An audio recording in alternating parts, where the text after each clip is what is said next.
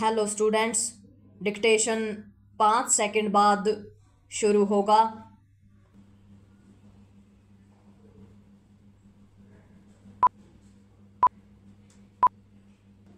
Start.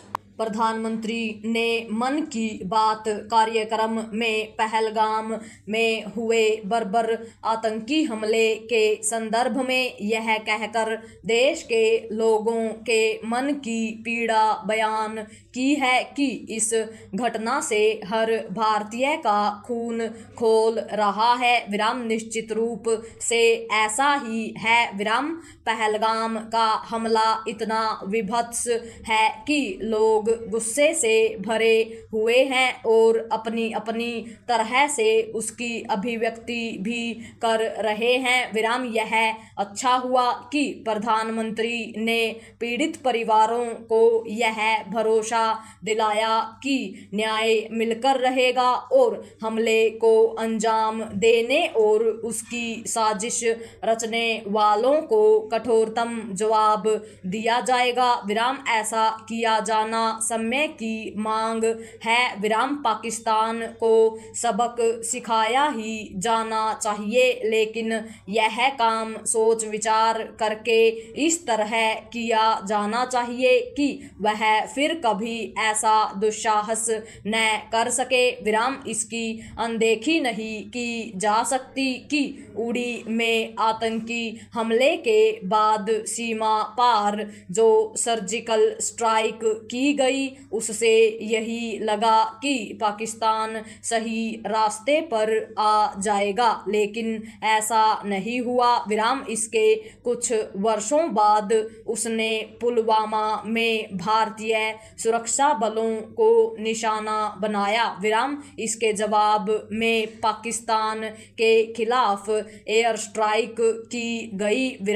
इससे पाकिस्तान सहमा अवश्य, लेकिन पहलगाम में उसकी करतूत यह बता रही है कि वह आसानी से भारत के प्रति अपनी घृणा का परित्याग करने वाला नहीं है। स्पष्ट है कि पाकिस्तान को इतनी गहरी चोट दी जानी चाहिए कि वह उससे उबर न सके। देश इसकी प्रतीक्षा कर रहा है, लेकिन पाकिस्तान को सबक सिखाए जाने को लेकर प्रतीक्षारत देश के लोगों से यह अपेक्षित है कि वे एकजुटता का परिचय दें, क्योंकि एकजुट देश ही शत्रुओं के दुस्साहस का दमन करने में सहायक होगा।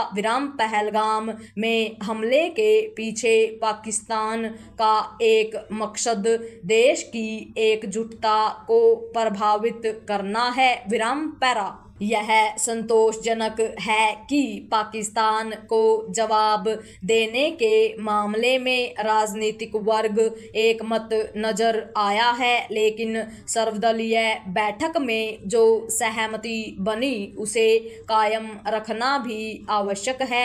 यह ठीक नहीं कि पहलगाम हमले को लेकर कई नेताओं के गैर जिम्मेदाराना बयान आ रहे हैं।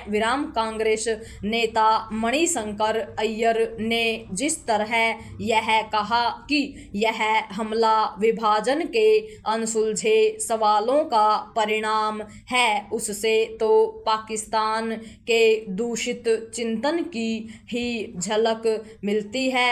उन्होंने भारतीय मुसलमानों को लेकर जो टिप्पणी की उसे भी पाकिस्तान अपने पक्ष में भुनाए तो हैरानी नहीं।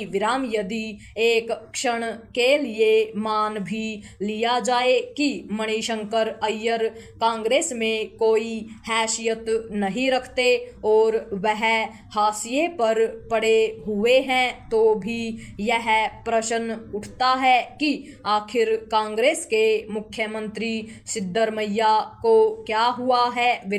समझना कठिन है कि उन्होंने अपनी ही पार्टी के शीर्ष नेताओं की राय के खिलाफ खड़े होना क्यों पसंद किया विराम। अच्छा हो कि वह तेलंगाना के मुख्यमंत्री रेवंत रेड्डी से कुछ सीखें पूर्ण विराम।